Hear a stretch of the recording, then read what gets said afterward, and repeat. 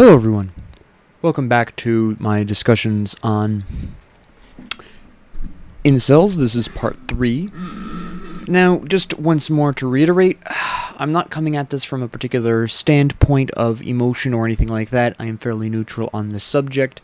This is simply my musings on the subject based upon what I know. But in this particular video, I'm letting go of my half-hour time cap, and I'm going to go over, as the title explains, the development of incel ideology, and along the way I'm going to talk about the main points of it as it develops, and the problems with incel ideology as they crop up historically. Now, this is based upon personal research that I've done on the subject over the years, personal interactions, personal theories. This is not scientific.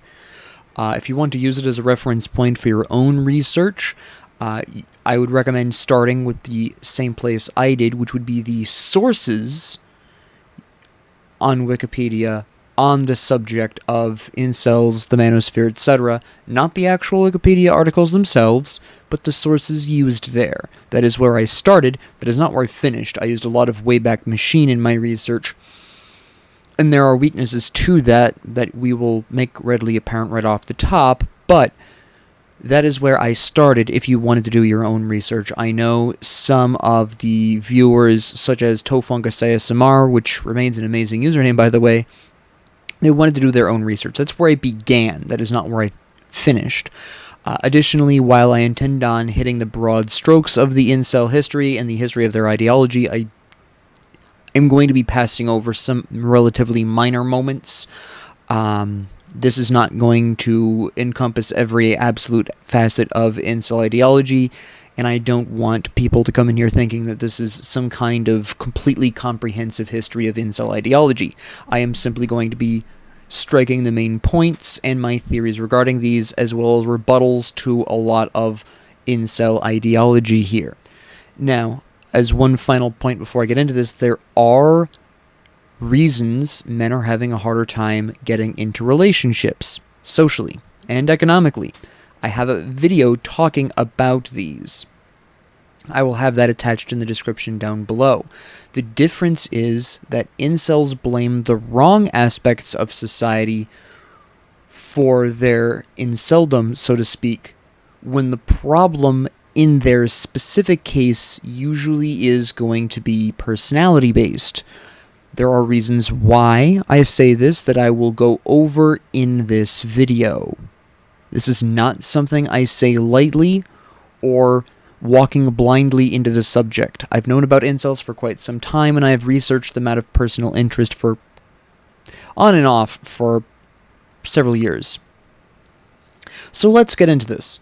Now, right off the beginning, this is where the Wayback Machine really failed me. I can prove that this website existed, but I can't prove much else about it other than what did happen to it. In the mid-90s, a woman in Canada named Alana created a website very specifically for involuntarily celibate people. She, in fact, was the first person to not only use the term incel or involuntarily celibate, but she also was the first to self-describe that way. Now, I want to really emphasize this for several reasons. First, from the very inception of the incel community, right here in the mid-90s, sometime, I can't tell you what specific year in the 90s, I just know it was sometime in the mid-90s, the incel community has known and referred to itself as incels. This is before, obviously, it became a derogatory term, and before the incel community tried to move away from it to some extent. That happens much later on in the community's history. At this point, the definition of incel is also not as focused on sex. Yes, involuntarily celibate is how they self-describe, but that is to emphasize their extreme social isolation. This is what I call wave 1 of incels. These incels really weren't as concerned about the sex so much as they were concerned about their lack of social connections, their isolation due to whatever reasons. This first wave would typically be socially isolated due to, say, social anxiety, or such things as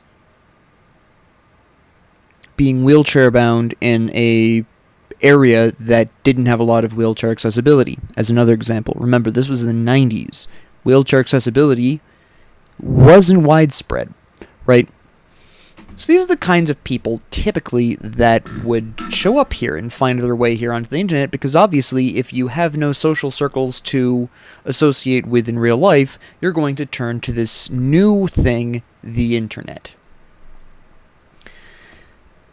This website, which I'm going to call Alana's website, was a great thing, right? These were people who were socially isolated, who found somewhere to connect with other people.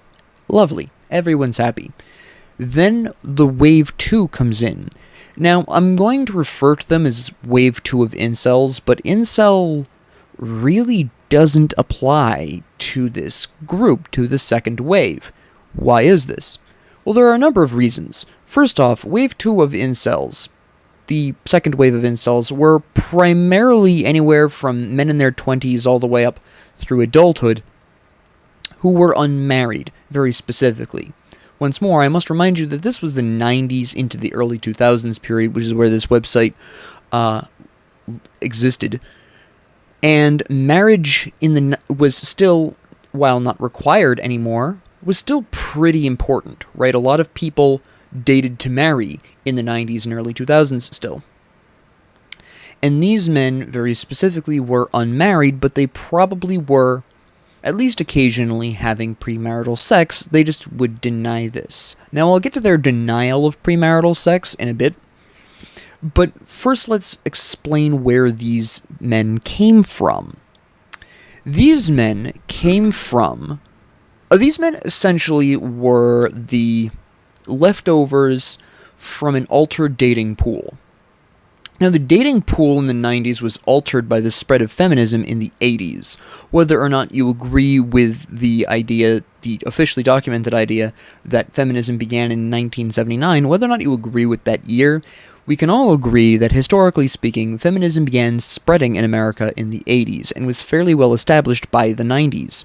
What feminism did for women in the context of this discussion, and I'm not going to talk about feminism beyond this, outside of the incels' point of view from this, but anyways, what feminism did for single women was a lot more than what it did for married women, to the point where, before feminism, single women couldn't get hotel rooms, only married women could. If you watch old movies, you may notice occasionally in one of these that people refer to carrying around their marriage certificates. That would be why. Married women were able to do a lot more than single women, and if a married woman was out doing something that she would normally need a husband for, socially speaking, she would need to present her marriage certificate to actually prove that she was married, because anybody could slap a ring on their finger and claim they were married, because that was obviously something women would try to pull, single women would try to pull. So marriage certificates became the norm. Anyways, leaving that aside for the time being, as women were more free to be single, women who wanted to be single chose to be single, obviously, right? This left more men in the dating pool than women, because obviously not all women didn't want to get married. Some women still wanted to be married, but now these women who still wanted to be married had their choice of men. So these women would marry the men they could get along with, the men they liked, the men with better personalities, leaving behind the men who were abusive, who were toxic, or who were more misogynistic than women could handle, left behind.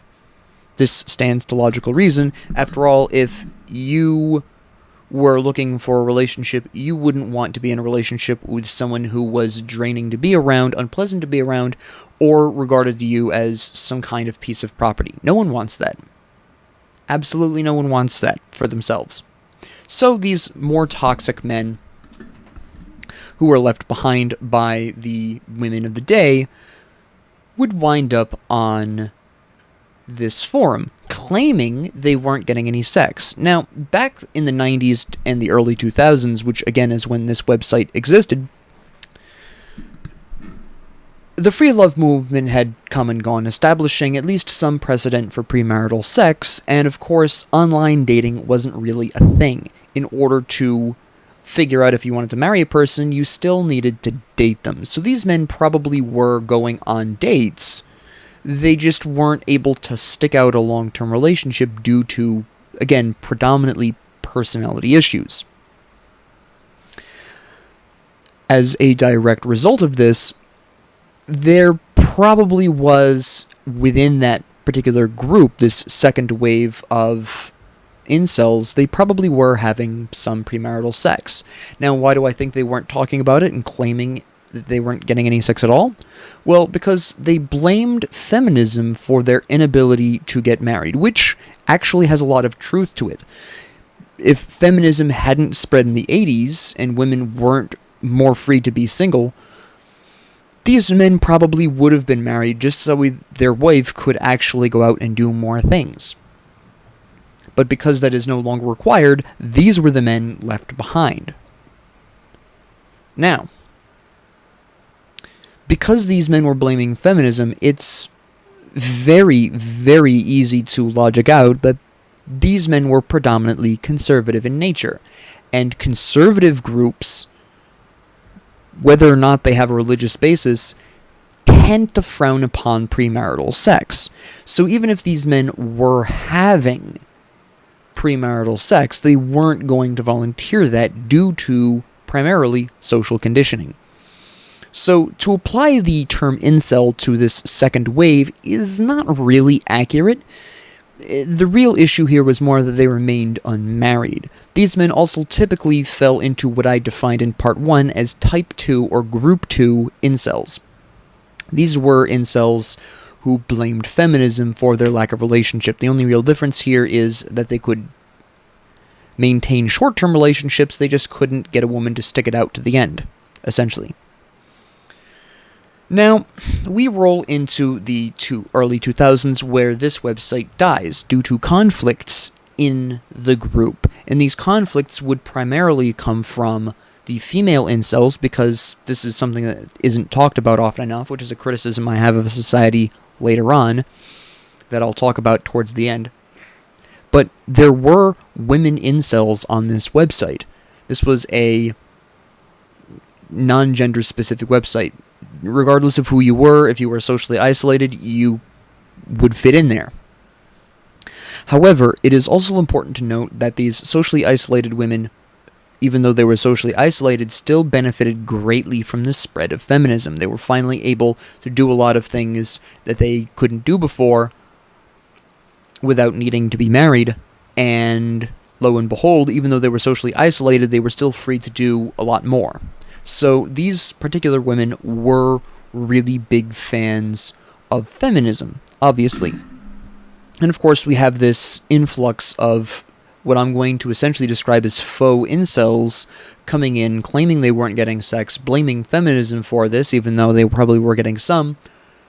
And at the end of the day, the pro-feminist incels on the site and the anti-feminist second wave began to fight, and eventually the website was shut down due to toxicity, is what we would call it today, but back then it was conflict, right? Now, what this closing down of Lana's website caused was for the community to split off into two different websites. One was Incel Support, which is where the original group of incels went. These were, once again, the people who were socially isolated and used the term incel to just denote how socially isolated they were. And then the feminism-blaming unmarried men went to a website that still exists called loveshy.net. Okay? Now, at this particular point in time, misogyny is not a huge deal here. There is a blaming of feminism and a mild undercurrent of misogyny, but it's not egregious. Again, these were type 2 incels. But it is about at this point that we begin to see type 1 incels enter into the incel community. Now, type 1 incels, just to reiterate really quickly, are young. In this particular age, this is the 2000s. This third wave of incels, as I'm going to term them here, essentially and primarily were high school boys and young college-aged men, specifically in party college settings. Now, why do I say this? Why do I claim that this is the majority of the third wave of incels? Well, there are a couple of reasons. It is approximately at this particular point in time that we see the sort of prototype of the Ched term come about, but it's not fully formed into Ched yet, it's just termed jock. This is also the time at which you start to see incels blaming societal ideas of conventional attractiveness on their inability to get laid. And this is also the point at which the emphasis changes from marriage, at least in terms of subtext, to sex in general, or even dating. Again, this is fairly early on in incel ideology, and this particular third wave, again, wasn't necessarily misogynistic. In fact, very few of them were. This particular group blamed primarily the media and society's portrayals of what attractive is, because these particular individuals didn't fit that stereotype, which would be the jock stereotype. We would call this the Chad stereotype today. Now, it is important to note that despite the memes and the jokes, not all of these third wave of incels were morbidly obese, although that is the stereotype, and I'm sure it does apply to at least some of them. The majority of these really wouldn't have been that heavy, and a lot of them were also probably just skinny guys. The main thing that I can say with confidence is that a majority of these guys didn't fit the media portrayal of a jock stereotype. Now, I say that they are primarily high school and college-aged guys because that is the only point in time where your sexual prowess as a guy actually has some sort of social standing. Now, I delineated a very specific difference in the college-age guys. I'll get to that in a second.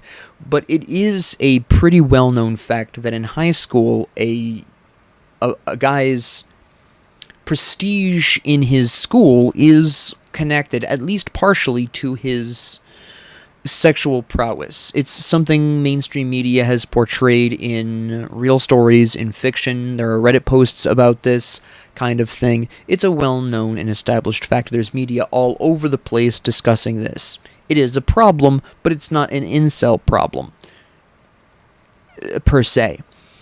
But this is...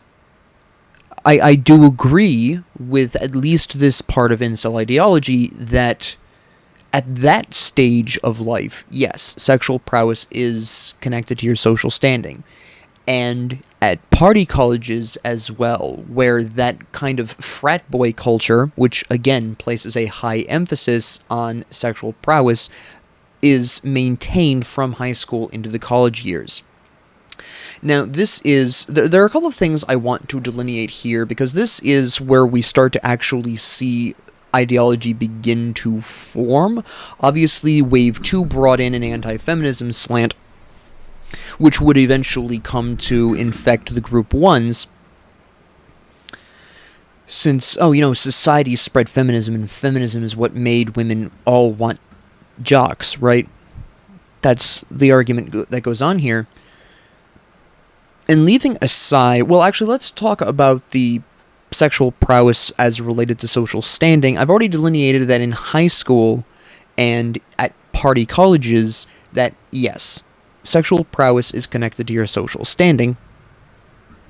I did not go to a party college all throughout my college years, even in the few relationships I had during college, mostly due to familial pressure, but that's beside the point. Even when I was in relationships, or trying to get a relationship in college, my sexual prowess never came up, okay? It just wasn't a concern at my college because it wasn't a party college. And having interacted with a lot of people who have both gone to party colleges, having visited party colleges, and of course how party colleges are typically described and talked about both in fictional and non-fictional media, it is very easy to see that sex is very important to that culture.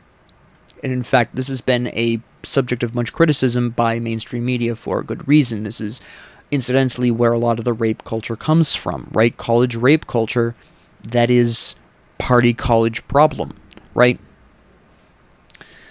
Moving back to the main point here, the issue with this standpoint is that incels in general tend to claim that this is a whole life thing, that your sexual prowess as a man discerns your social standing for the duration of your life. Quite frankly, this is where I disagree with incels, and it's a negative thing to associate with because, quite honestly, first off, as an adult who's been out of college for half a decade at least, first off, again, when I was in college, my sexual history never came up. Two, my sexual history has never come up at all past college, nor did it in college. And that is the case for most everywhere. If people are asking about your sexual prowess in your adult life, like at the workplace or at a bar, that's just plain and weird, alright? Those people who bring up sex out of the blue or otherwise rate you based upon some sort of sexual measure really aren't people worth associating with, alright? Again, to reiterate this point, yes, in high school and at party colleges, yes, your sexual prowess does affect your social standing. Past college, it does not. It never should come up. Now, this is also evidenced by... Well, no, I'll talk about that later on, but it is important to put a sticky note on that. Remember this particular point for later. The statement that your sexual prowess does not matter past college, if even in college, depending on what college you go to. Another claim here is that because of society's emphasis on conventional attractiveness, i.e. the jock, that it is impossible for men who don't look like jocks to get women. Again, the problem here is not necessarily in the baseline idea. If you are conventionally unattractive, it is more difficult to get a relationship. Absolutely. The problem here is that incels swap the word difficult for impossible. It is not impossible for a conventionally unattractive man to get a girlfriend or even get married and have a completely happy relationship. Because women place less emphasis on physicality and physical appearance than men do. There are psychological reasons why incels overemphasize this, and this is because men do overemphasize physical appearance in terms of relationships, and that includes themselves. Now, how much this is influenced by society and how much this is ingrained in male psyche, I couldn't tell you. But that is why incels have a tendency to overestimate the importance of their physical appearance in their ability to acquire a relationship. Again, yes, if you are conventionally unattractive, it is more difficult to get a steady relationship. Absolutely. But incels claim it is impossible. It is not. It is simply a slightly steeper mountain, to basically put it as. Right? If you look at dating or relationship acquisition as a hill to climb, if you're attractive, the grade of that hill isn't as steep as it is for an unattractive person, but you can still climb it, right? Now, I'm addressing this now because at this particular point, incel ideology really amounts to primarily the two things. One, feminism has caused women to be pickier, and two, it is, at this time, the word impossible wasn't used here. That came later with Black Pill. At this time, a lot of men were simply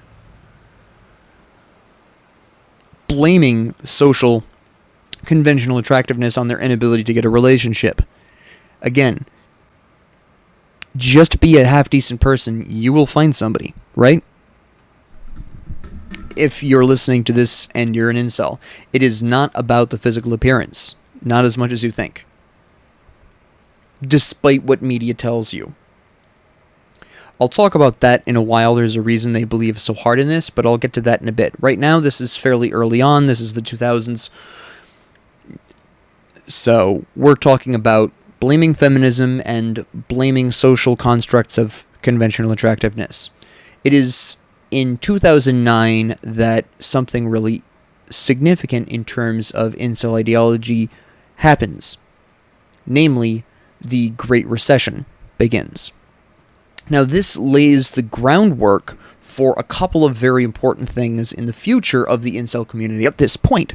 The first is that this is financially insecure times, and this, in turn, lays the groundwork for the manosphere. Social science has several studies that indicate that in times of economic uncertainty, people return to the past. Okay? This is laying the groundwork for that return to the past that the manosphere would later on promote. This is where the seeds are laid. The second thing is this is also where the seeds are laid for the idea that women want wealthy guys. That idea hasn't taken full hold in the incel community yet. Actually, prior to 2009, it really wasn't a thing. Past 2009, it became sort of a concept within the incel ideological nexus, so to speak, that even if you were ugly as sin, if you were wealthy, a woman would still want you. So they're starting to connect wealth to women wanting you to some extent here, due to the Great Recession. Women will give up a good-looking man in favor of a more secure man. This is kind of rumbling around in the community. We haven't reached the full level of, all women want wealthy men. We haven't reached that yet. Right now, wealth is simply a way of overcoming your appearance at this particular stage in incel ideology. Okay? So that's where that groundwork is laid. Now, a lot of important things happen to the incel community in 2013 to 2017, what I call the Reddit period, because this is when r/incel was created. Now, prior to r/incel being created, the public's awareness of incels as a phenomenon was fairly limited. Obviously, people had been encountering incels before this, but the term incel wasn't widespread. Again, up until r/incel in 2013, incel was primarily what the community referred to itself as. It wasn't a widespread public term at that particular point in time. People would occasionally have meetings with incels, and there was a dim awareness of incel as a term. Okay? So people knew what an incel was on paper, but they didn't know there was a community, and interactions with incels was very sporadic, because there weren't as many incels back then as there are today. There were just fewer people online, for one thing, and for another thing, incel, the groups of people incels would pull from evolved over time. I'll get into that in a bit, because part of that happens right here in r/incel. But back to the point here, this is the time period at which a lot of the terms for a lot of the in-community terms really came up, okay? There are reasons for this, but just as a kind of example, foid, femoid, things like that, those really came into existence at approximately this time. They weren't really that widespread beforehand, if they even existed at all, in the 2000s period, because again, at that particular point, while there was a mild undercurrent of misogyny, a lot of the blame for why somebody was an incel was laid at the feet of either society itself and its definition of conventional attractiveness, or on feminism as a political movement specifically. Okay? The idea that women themselves are to blame, again, while kind of alluded to, wasn't a hard and fast fact. If women were blamed, it was secondary to society or feminism. Now, so r/incel was created in 2013. Again, the community was still referring to itself actively as incels at this point in time. But it's in 2014 that we have what I think is one of the most significant events. Well, there were two really significant events in Incel history. The first is the 2014 Isla Vista killings by Elliot Rodger. This is significant because prior to his killings, he released a manifesto on YouTube in which he espouses a lot of basically incel ideology, but more extreme. In fact, incel ideology had very gradually been becoming more extreme due to influences from 4chan. Alright, and this is where I want to talk about this, because in the 2000s period, I mentioned earlier that incels were kind of splattered across the internet, and while the majority of them wound up on loveshy.net, not all of them did, and some of them would use loveshy.net as more of a home base, somewhere to return to while they wandered the internet doing whatever. Well, obviously, because 4chan was more edgier and extreme at the time, some of these incels interacted quite a lot with early 4chan.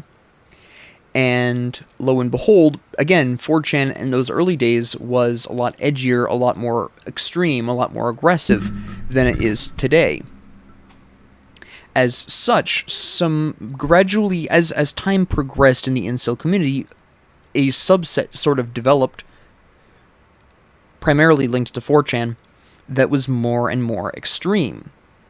And Elliot Rodgers was one of these, and he released a manifesto essentially espousing a more extreme version of a lot of incel ideology. Okay, these would be things we would see a bit more often later on, with an entitlement to women or an entitlement to sex, depending on how you want to define that. About how he as a man has a right to sex and women and whatever he wants. Things of that nature, alright? Now, this is significant because at that time, that wasn't mainstream incel ideology. That would be more extremist incel ideology, and a large number of incels did disavow Elliot Rodgers and his actions. Yes, to some extent, his manifesto did allude to and even incorporate various aspects of this early incel ideology, but it was a more extreme version of it. And a lot of incels at the time did disavow this. Most incels weren't that extreme. Even today, most incels aren't that extreme. But this did set two precedents for the incel community, which society did fail to take as seriously as it needed to. First off, it did draw attention to the fact that this community was socially isolated. And they do have my sympathy on that. No one should be socially isolated unless they choose it. Which is why they formed r/incel. That was a community where these socially isolated men could commiserate, essentially, is what it became, but theoretically it would be to meet. Now, this is also the period of time at which Gamergate occurred, which called out the inherent misogyny in the gaming sphere, and the inherent misogyny in the gaming sphere did, of course, partially result from incels. Not entirely. I'm not going to lay the whole blame of this on incels. Alright, I am not going to do that. But it is a absolute fact that incels were in a majority of gaming communities as well. Right? Which is fine. Everyone needs hobbies. The problem here is that Gamergate and events like this poisoned primarily 4chan and Reddit. And of course, with r/incel existing at the time, r/incel was equally as poisoned. But because they already had an undercurrent of misogyny in there anyways, this poison eventually would take the form as r/incel continued to exist until 2017, into blaming women more for their problems. It was, in fact, we can quite safely say Gamergate is the reason why incels as a group, as a community, began to incorporate the idea of blaming women rather than feminism and or society alone. Gamergate had a lot of issues with it. One day I'm going to cover over that.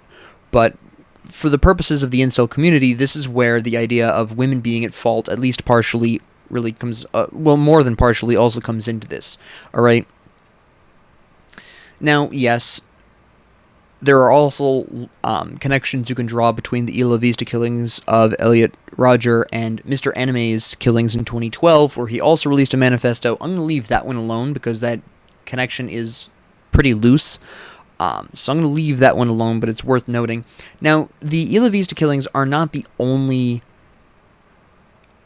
violent incident that occurred here based on incel ideologies, but to the incel community's credit, at this point in time, the bulk of them did disavow such violent actions.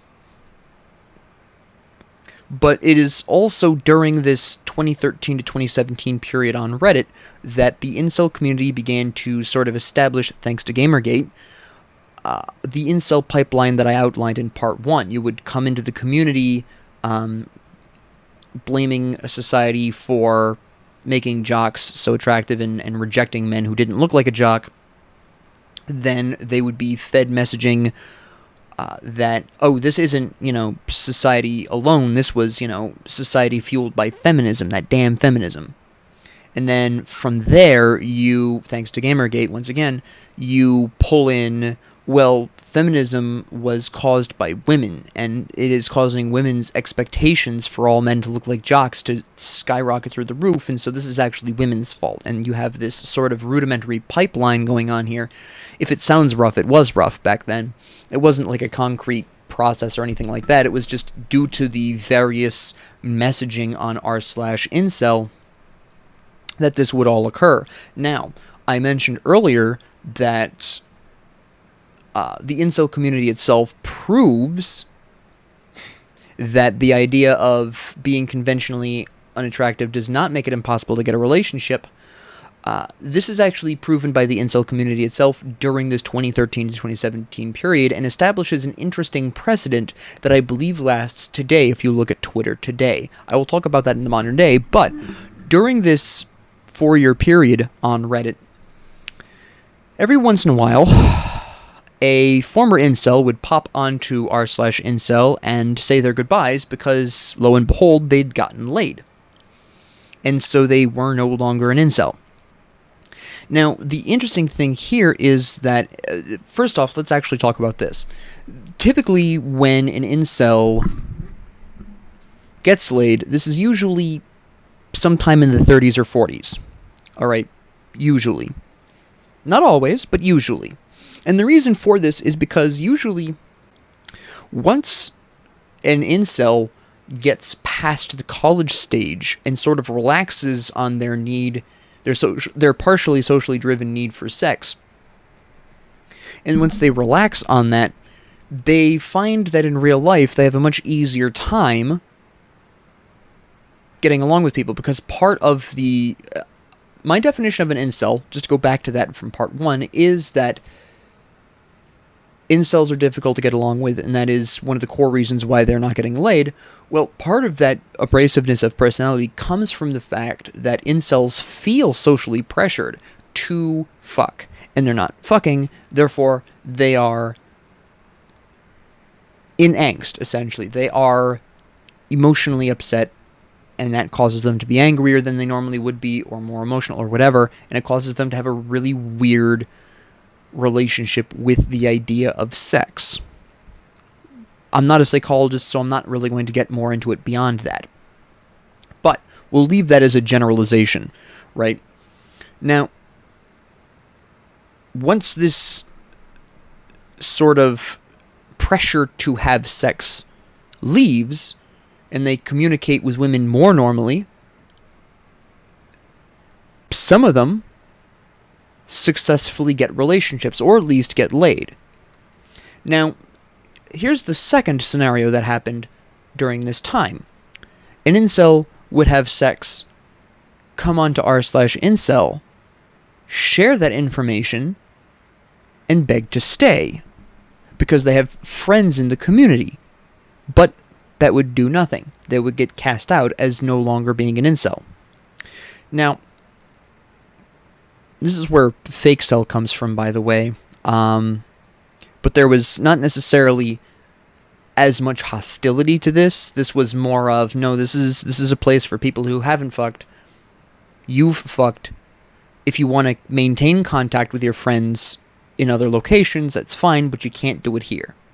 Right, essentially is how a majority of these would go. Some of the more jealous incels would obviously rage, but which is, where fake cell comes from, but the community at this particular point wasn't so evenly split on vitriol and congratulatory messages.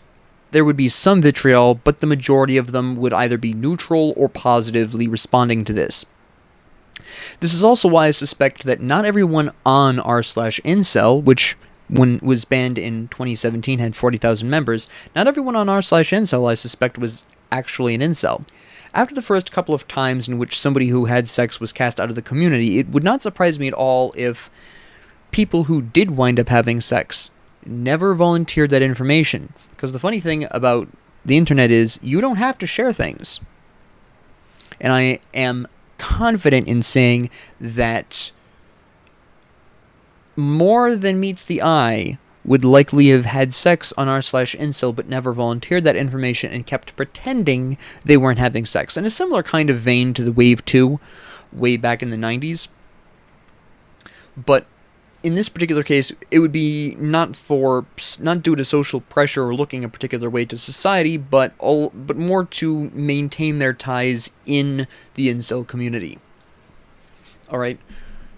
So that's something I want to lay out here really quickly, but something else I really want to point out here is that this is also the point at which the internet became aware of incels as a community and memed on them, basically. Now, I'm not going to say that there was anything inherently wrong in making fun of incels. It's the internet. Everyone gets mocked on the internet. Literally everyone. But what I will criticize society for is not taking incels seriously enough. Again, we have the 2014 Isla Vista killings, which proved that at least a small percentage of incels, at this point single digits, were emotionally damaged enough to go to violent extremes. And this should have been taken a lot more seriously. Again, I referred to other crimes done in the name of incel ideology. These total approximately a half dozen. It's tough to put a specific number on that because mainstream media does occasionally falsely pin a tragedy on incel ideology. Sometimes they're correct on it, sometimes they're not. So it's difficult to pinpoint a specific number, but as far as I can personally ascertain, it's 6-ish crimes, all right, that are very provably traceable back to incel ideology. And I'm not going to bring up these crimes here because there is a subset of the incel community that glorifies these guys. I'm not really going to talk about them too much more. I'll refer to them really quickly at the end, but I want to make it very clear that that is the minority of incels. But that this minority is fueled by incel ideology and its false blaming of, well, I won't say the false blaming of society, the blaming of the wrong aspects of society on their celibacy. Now, during this time as well, it became more common to use incel as a derogatory term, to the point where it was slung around a lot against people who were not incels. I'm sure a lot of people who were on Reddit at the time likely at some point were probably called an incel, even if they weren't. But once r/incel was banned, The incel community really slowly began to try to move away from incel as a term, as a self-identification term. Before we leave the Reddit period, there's one other thing that I want to really quickly mention, is the maturation and spread of manosphere content. The beginnings of manosphere content began to kick around in approximately 2015. Now, it didn't originally start out as the manosphere. It was originally just regular old self-help gurus. Tai Lopez, one of the earliest, began releasing content in 2015. Now, the interesting thing here is that these self-help gurus at the time would begin to start incorporating attractive women in their content. This wasn't immediate. For example, I like to use Tai Lopez as the sort of prototype manosphere type individual. He didn't initially involve women in his content, right? I mean, this is the guy who's proudest of the bookshelves in his garage, right? And these self-help gurus, because they weren't full-on manosphere yet, these self-help gurus would target the incel community, which was widely known by 2015, of course, and as one of the key points of inceldom is social isolation. These were a group of socially isolated emotional men who were blaming society, and lo and behold, that makes them, as I mentioned in part 2, perfect victims for scams. So here come the self-help gurus. The self-help gurus were the first to take advantage of incels and their social isolation. They were not the last. They were the most ideologically harmful because post-2017, actually since r/incel was banned in November of 2017, it's pretty safe to say from 2018 onwards, as self-help gurus, for the most part, transitioned into manosphere content, they would absorb these lost incels that now no longer had r/incel to go to, and we're looking for various things. This is the time period in which we start to see the formation of red pill societies, black pill societies. This is where the manosphere really begins to churn out a dedicated manosphere, I want to say ethos, kind of. This is where that all starts to happen, 2018, 2019. So over this 2-year period, incels kind of almost go into hiding, but they go into hiding by going into any kind of content sphere that will promise them what they want or otherwise tell them what they want. It is during this period that the idea that women only want rich, successful men comes about. This is where the incel ideology loses all of its hope, because the black pill societies begin spreading the idea that if you are not this physical perfection of being, if you don't look like Adonis, basically, you're never going to have sex, so give up now. Which is, of course, an even more dangerous version of what came before, and again is in fact factually more untrue than the earlier, the impossibility because I'm unattractive, maybe I can make up for it with money. No, according to Black Pill, it doesn't matter how rich you are. If you're ugly as sin, you're never getting fucked. Which, again, is provably untrue, as I discussed earlier. But this is also where, oddly enough, the idea that women want wealthy men comes into the incel ideology, which, again, you can look at various examples where that is absolutely not the case. Women can make their own money, thank you very much. Now, that idea changes in time with Andrew Tate, the second most significant event in incel history. Now, to describe an incel in 2018 and 2019 would be an incredibly difficult prospect, because at that particular point, incels, again, shotgunned across various different societies, and absorbed different beliefs, and they kind of split up into camps, so to speak. But Andrew Tate united them all. I'm not going to get too deep into Andrew Tate's philosophy here, because I'm focusing in on the incels here, because the incels were one of the groups that Andrew Tate sucked in here. Namely, Andrew Tate swore that the problem with men today was society, which, again, has some merit, but he was blaming the wrong aspects of society, which is the problem, and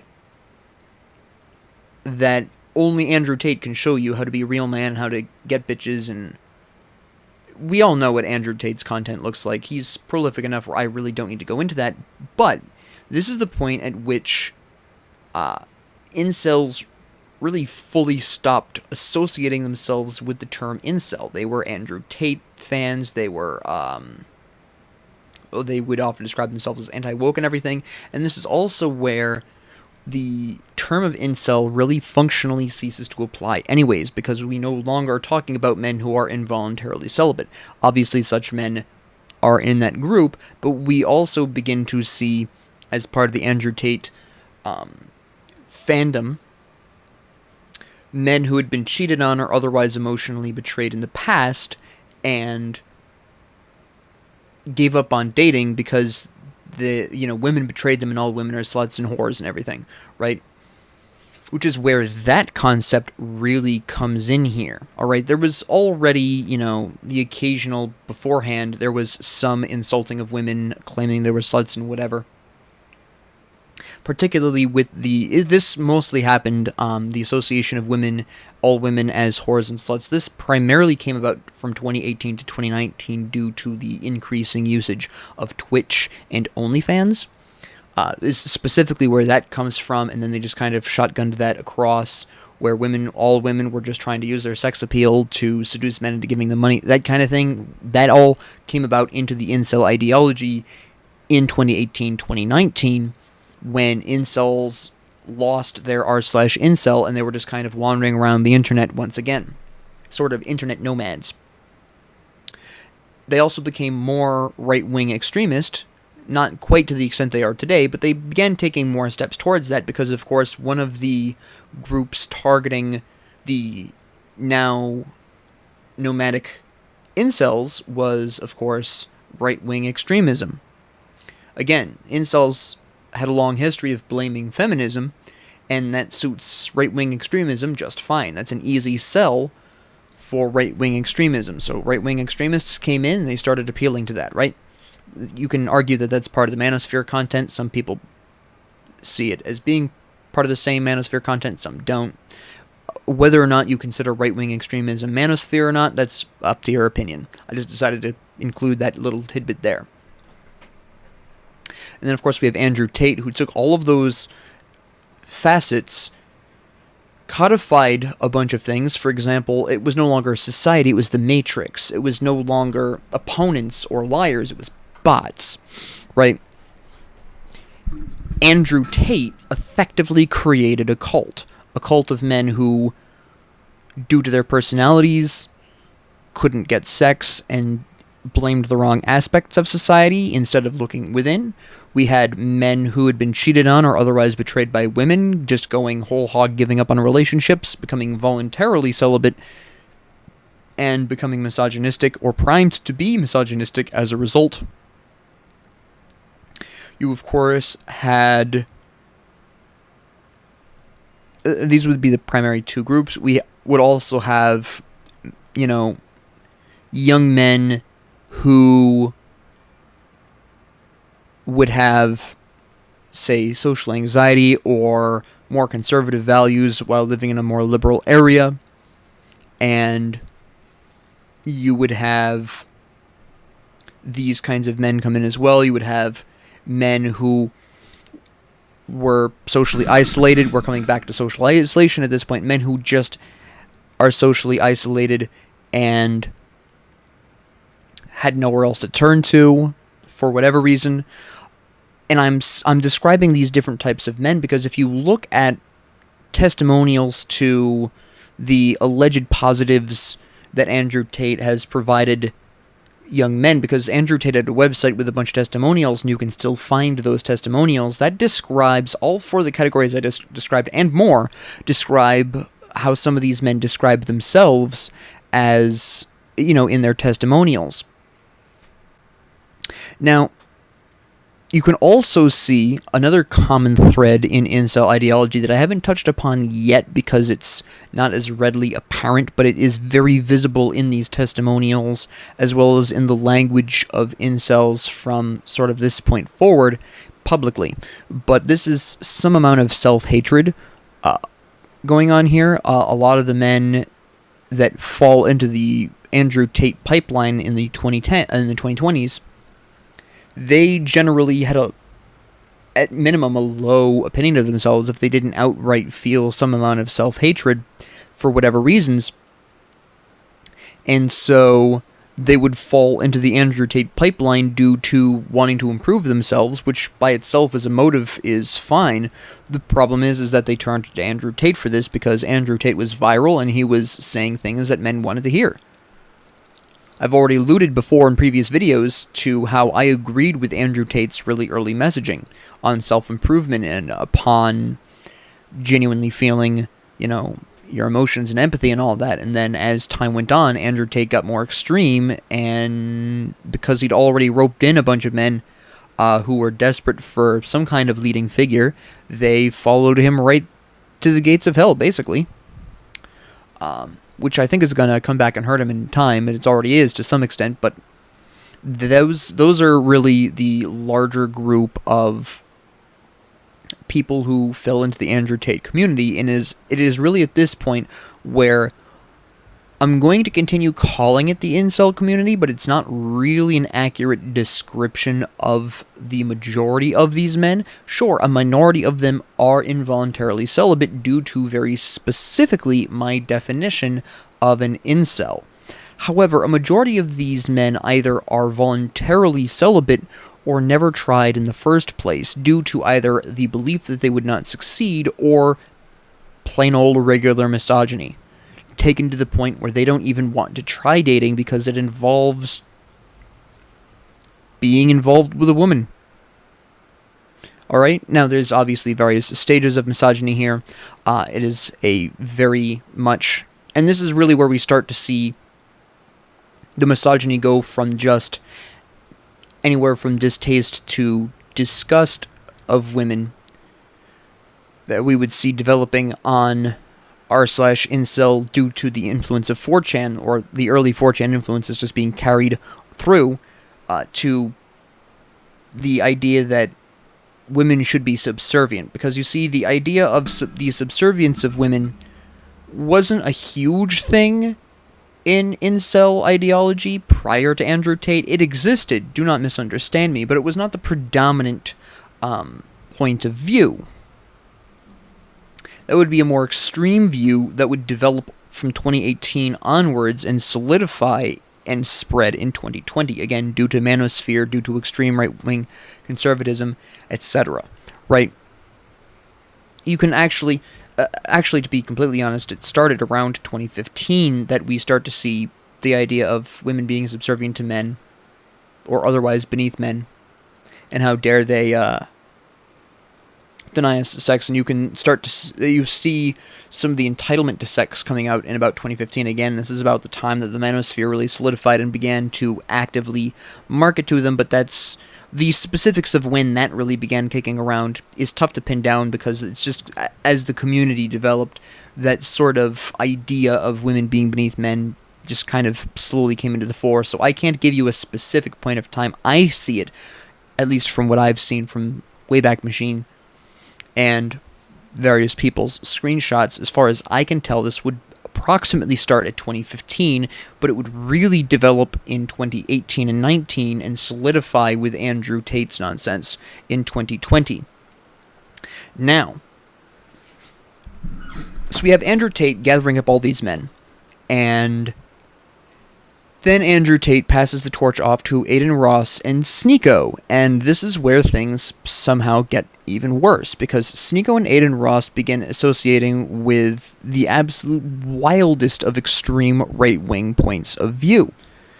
And even, again, I mentioned this in part 2, but Sneeko himself admitted that he was trying to funnel his audience through a pipeline. Now, this unfortunate liaison with the most extremist of right-wing views has incorporated a certain amount of anti-Semitism and white supremacy in this group, which I can't really describe accurately as incels, but for 2021 I will describe them as incels temporarily.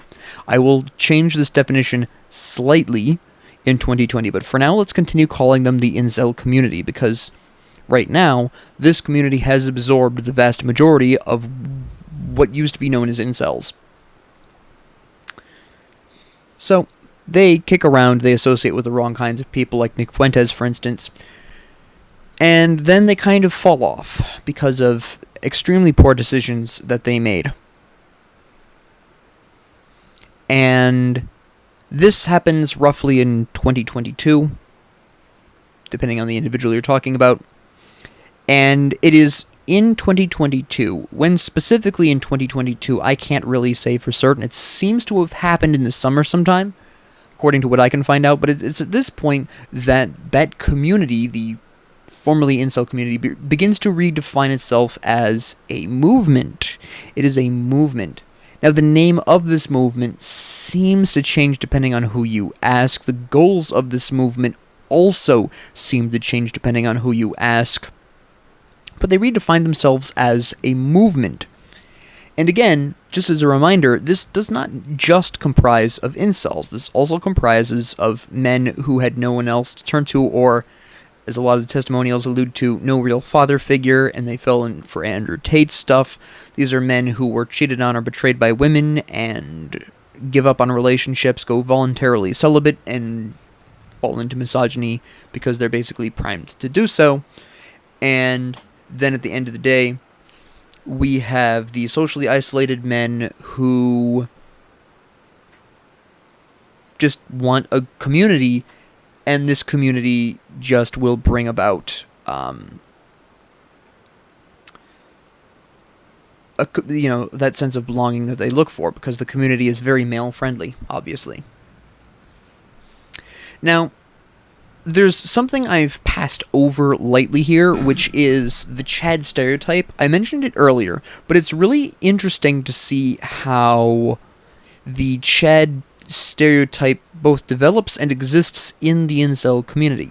Because you see, starting from, once again, about 2015, when the manosphere began to sort of crank up and target incels, one of the ideas that they incorporated into incel ideology is that women want wealthy guys, right? This was a perception implied by self-help gurus, but laid out in as many words by slightly later on manosphere content. Now, with the introduction of the idea that women want wealthier guys, this actually allowed for what would normally have been rejected by the incel community, the jocks, aka the Chads, who would normally be rejected for being too good-looking to appeal to women, can now be incorporated into incel ideology on the basis of, yeah, I might look really handsome and I might even be gloriously funny, but I'm poor, so I don't get bitches. Okay? Essentially, by incorporating the idea that women want wealthy men, even conventionally attractive men with abrasive personalities who don't get laid can then blame it not on their personality issues, but on their lack of wealth. Okay? Now, I've already covered that most women don't consider wealth to be a factor, and any woman who does consider wealth to be a factor is not the kind of woman one wants to be associated with. If you have a job, that's about the minimum women ask out of a guy. It can be a low-paying job, but that's about the expectation set there by women. At least in my experience, and from what other women have said. Again, there is a lot of social media posts confirming this, but I'll talk about that in a little bit. Anyways, back to the point. For now, while the jock type would conditionally be accepted in the incel community way back from 2015 onwards, once Andrew Tate gets into the scene and we have the men betrayed by women and voluntarily becoming celibate, these men typically did what is known as the revenge workout gig, which created, of course, the acceptance of muscle mass in the community. So, again, in 2022, we have a shift from incel to community, and once again, since 2018, incels have been sort of trying to get away from the incel term, which I can agree with because it no longer describes the community at this point. Not everyone who self-describes as an incel is necessarily an incel. A precedent was established, like I said, on Reddit, that not everyone there is going to be an incel, and that remains true in this community on Twitter. Because one of the really interesting things, and this is why I wanted to talk about this subject in the first place, is the Incel Civil War, as it's being called, revealed a variety of very interesting things. First off, of course, there is the widespread reference to the community as a movement, not as a community, which has its own problems. I'll get into that in a little bit. But the second thing that is immediately apparent is the way in which some of these so-called incels talk really implies that they've had sex, but are pretending they haven't. Very much like the second wave way back in the 90s, or, like I said, with Reddit, likely a lot of the incels on Reddit probably had sex and just didn't volunteer that information. Now, I say this because of things like, well, if we lost a man every time a crumb of pussy was thrown his way, the movement would die, right? This sort of sounds like the typer of that comment has indeed had sex, but doesn't want to say so, because they are there for the movement, and if they had sex, they would get kicked out of the movement. So, this is why I made that very specific theory from r/incel, because there is some evidence to indicate that some of the people who describe themselves as incels probably aren't. Again, it's at this point that I really cease to define the community at large as incels. Again, there are incels within the community, but it is no longer an incel community. It took incel ideology into it when they absorbed the incels, right? The shotgunned incels blasted across the internet post-banning of r/incel. And while you can still find what I guess you would describe as more classical incels on loveshy.net and other incel forums scattered across the internet, for the most part, the incel community really doesn't exist as it used to. It's now part of this manosphere type larger community. The movement, as they're calling it now, although once again the specific name of that movement seems to change depending on who you ask. But the problem with this is, again, just to reiterate, 2014's Isla Vista killings did indicate that incel ideology had the ability to incite a certain amount of violence. Again, the Isla Vista killings are not the only one. Also, again, just to make very clear, this is not all incels that this incorporates. But ever since Aiden Ross and Sneeko were put in charge of this community, the movement, so again, just to call it that, the movement has gotten slowly more violent. And due to its more than just undercurrent of misogyny, women have very much a right to be afraid here. We have a proven track record of the capacity to cause violence in this ideology. Of course, the words of Andrew Tate and Aiden Ross in particular, which implicitly or even sometimes directly encourage violence in some scenarios, and an increasingly larger number of threatening things said about or directly to women on admittedly already well-known toxic platforms like Twitter, but there is an increase in that from the movement specifically. Obviously, extreme misogynists have existed outside of the incel community, have existed outside of the movement, but the movement has been espousing a bit more, gradually increasing measures of extreme here. And this is because society at large did not take the incel problem seriously enough way back in the 2010s. Now, on top of all of this, we have femcels who have not been idle in this amount of time. In fact, what I suspect, and what early research indicates is true, is that femcels are sort of the ones that outlined toxic femininity, sort of laid down the prototypes for that. But femcels are on the rise now, and I think femcels are on the rise more than what people would like to talk about, because this is my second criticism at how society has handled the incel problem.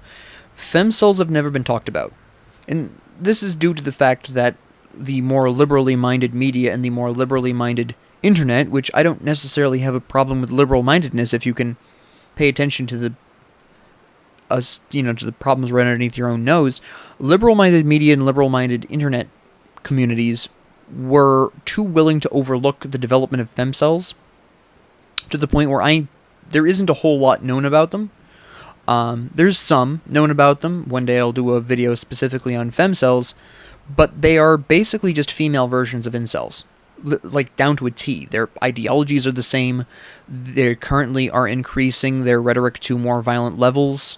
It is from femcels that we got the phrases "kill all men" or "all men should die," "castrate all men." All of these come from femcels, and it's only now that we're really talking about them, only in the past year or two, that we've really begun talking about femcels, and they are just as dangerous, potentially, as incels. Alright? The only difference here is that they aren't farther along in sort of their history as incels are. But they're going to be, and quick. So if we don't figure out how we're going to help men out of the manosphere, which is basically what the incel ideology has become, then we're going to see all of this repeated, but with women. And again, this was largely ignored during its development because more liberal-minded media wouldn't want to talk about it because it would hurt feminism. No, it doesn't. Femcels are toxic feminism, just as incels represent toxic masculinity. Femcels are every bit as bad as incels. They're just women instead of men. That's the only difference. And of course, they hate men instead of hating women, obviously. But the rest of their ideologies are almost word for word identical. And if we don't, again, we need to pick up and start taking the incel problem seriously, because it's no longer an incel problem, it's now the movement, and it now is the manosphere. Alright? Originally, before Andrew Tate, actually, hell, before the banning of r/incel, incels existed as a separate group from the manosphere. But once incels lost r/incel, while again there are still pockets of what I would call pure incels still kicking around the internet, the bulk of the incel community was absorbed by the manosphere. Okay? And while it's right and good to criticize the negative aspects of this, and a lot of critics of the manosphere do at least do a good job of also pointing out that there is some good aspects of this, at the end of the day, it's far too easy for lonely young men, whether it's a personality issue or not, of falling into the manosphere. Again, while we started out with people who were involuntarily celibate due to the fact that they were abrasive and hard to get along with, this explaining a majority of incels prior to 2010 and even throughout the 2010s, past 2017, we're really starting to see, well, incels do exist. They're being absorbed by these other larger societies, and that's not fully an accurate term anymore. Now, incels will always exist, right? There will always be these individuals outside of the manosphere that are classic incels.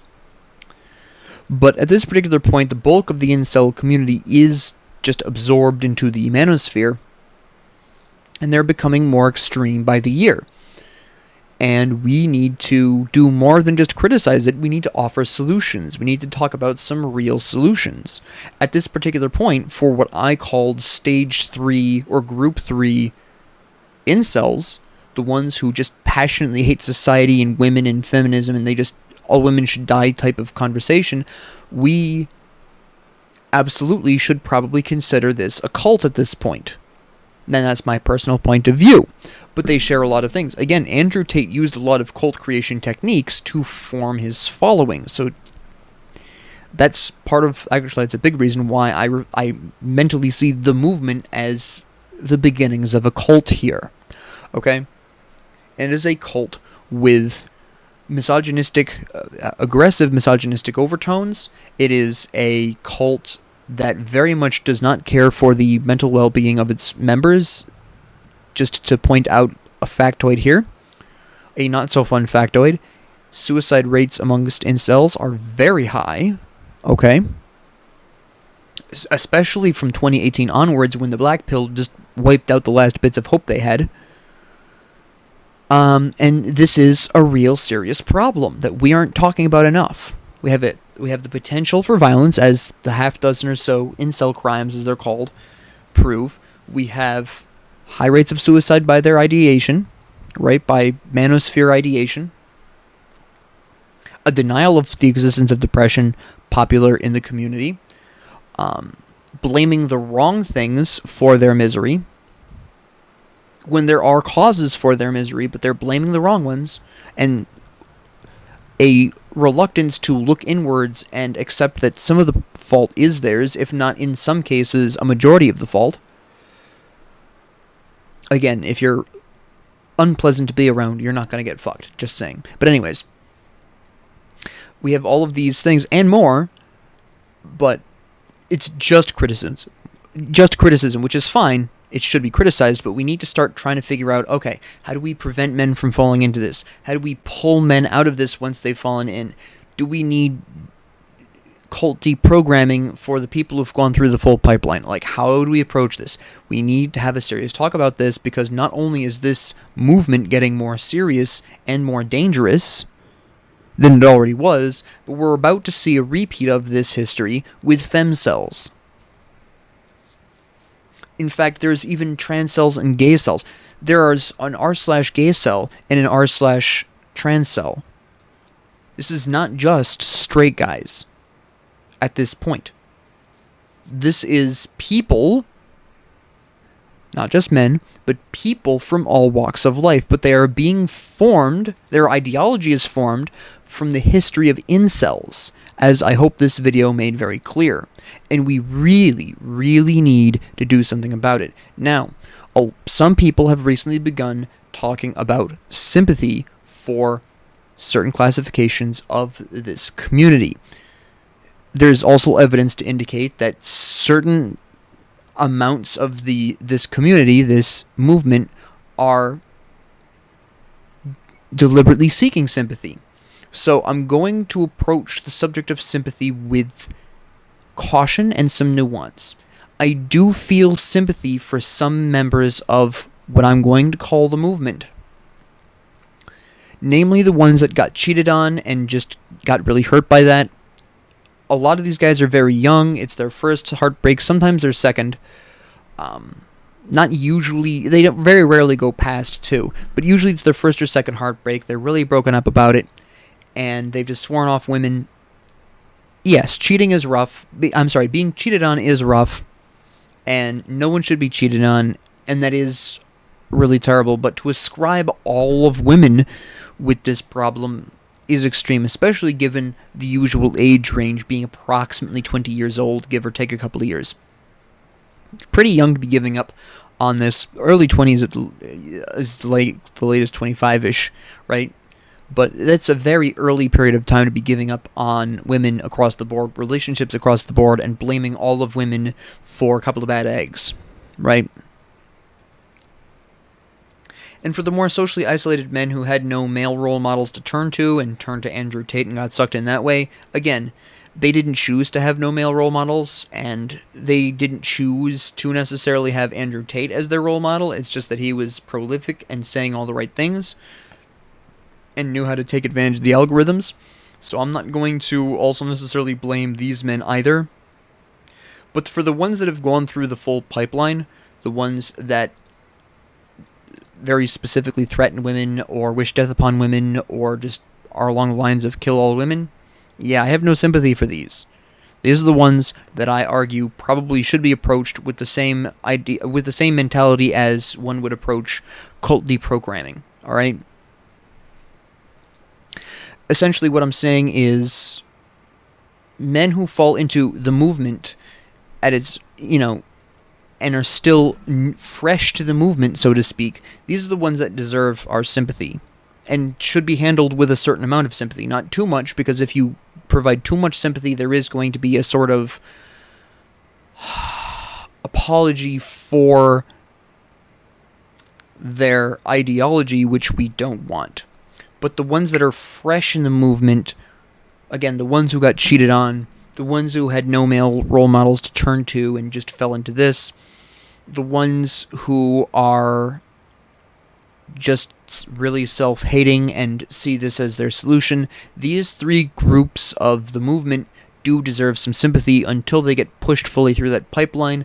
At that point, I can't really feel sympathy for you anymore, because somewhere along the process, you had to know what was going on, that you were being fed through a pipeline, and that there are lines being crossed here that you should know about, right? And this doesn't even get into the increasing levels of anti-Semitism and white supremacy that are slowly growing in the movement. So while women are at most at danger, and the actual movement itself is second most at danger from its own ideology, we also have Jews and non-whites also having reason to be very concerned. Again, we do have the potential for violence here, as shown by their own history. Now, the additional problem with the movement, and in fact with incels from 2015 onwards, is the reinforcement of their ideology. You see, the reason why my definition of incel is primarily focused on personality is because that is how one falls into this in the first place.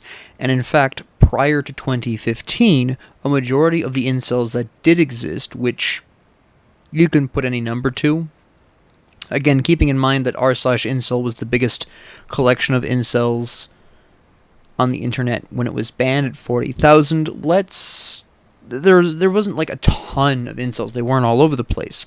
But these incels prior to 2015 would primarily be men who couldn't get laid for whatever reasons, usually early on in their lives, and externalized the problem rather than looked internally.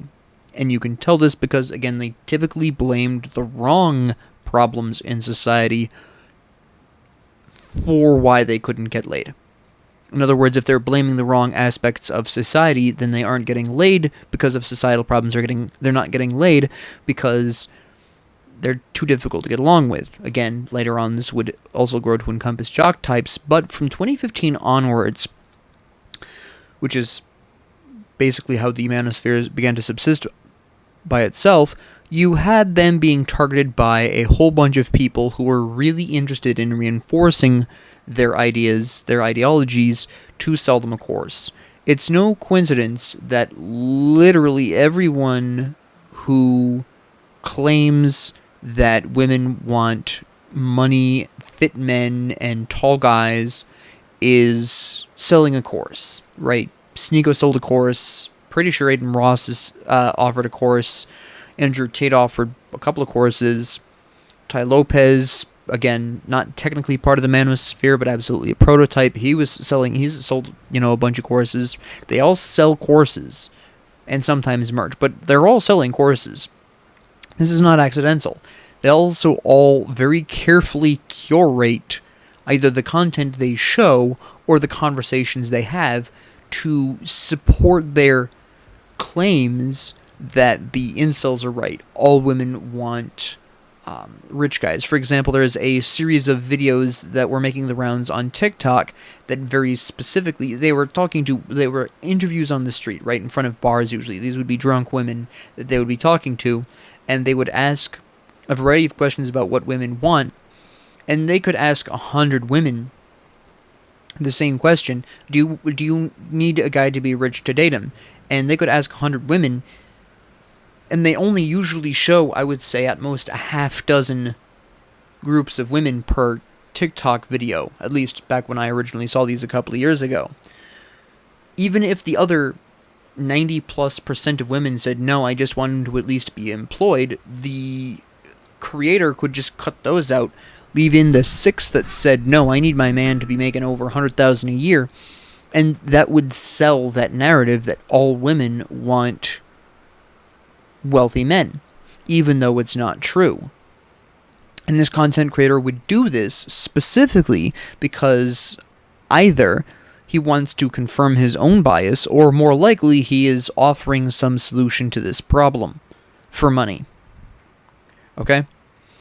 That is why they stick so hard to their beliefs, and it's been particularly difficult ever since Andrew Tate codified opponents as being members, being agents of the Matrix and bots, right? Ever since Andrew Tate codified that into a in-community language, it's even more difficult to break them out of that, which is why I stated that the ones who have gone through the full pipeline probably need cult deprogramming. Again, Andrew Tate employed some cult creation tricks, so to speak, to form his following. Not all of them, but he employed some.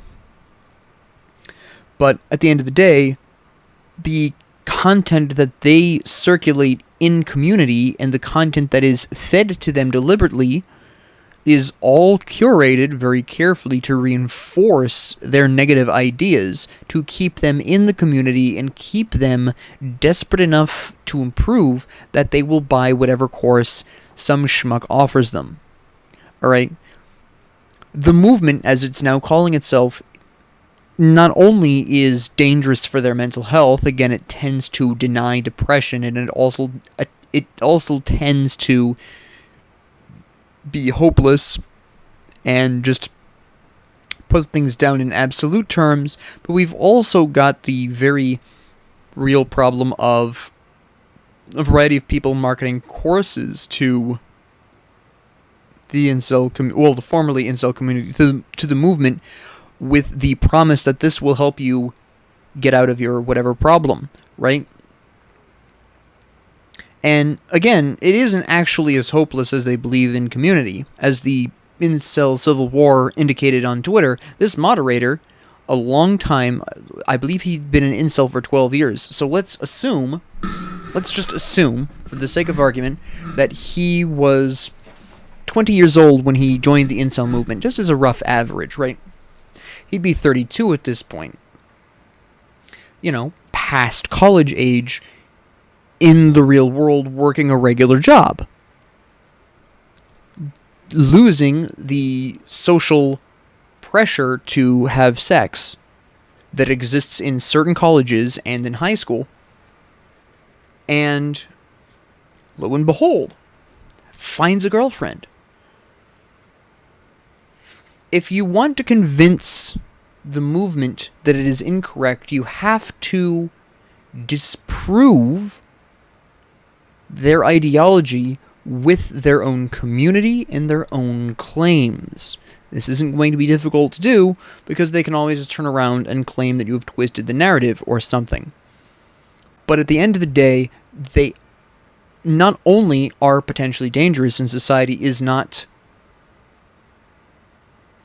treating that seriously enough, but even more significant, they are even more than dangerous, they are victims. And they just don't see it.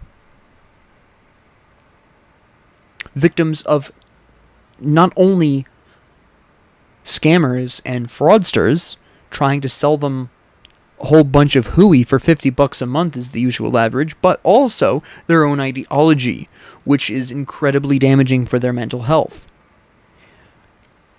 Incel ideology, as it has taken shape in what is known as the movement today,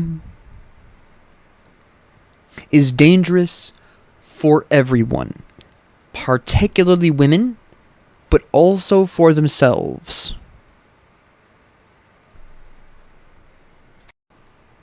So, that's what I wanted to talk about here. With that being said, thank you all very much for joining me. If you liked this, please like and subscribe. If you didn't, please ignore me. And if you have any comments, questions, concerns, ideas, suggestions, or requests, please leave them down in the comment section below. And thank you all very much for joining me, and have a great 24 hours.